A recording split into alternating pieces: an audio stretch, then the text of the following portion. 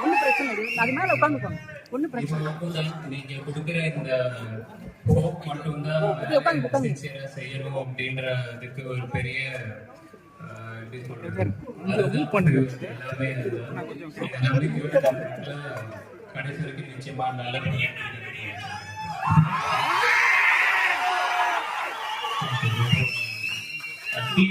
ஒரு வேண்டுகோள் மட்டும் வச்சுக்கோங்க. அந்த குட்டி குட்டி சர்ப்ரைசஸ் இருந்துச்சுல, அது மட்டும் இந்த வாட்ஸ்அப்ல ஸ்டேட்டஸா போடாம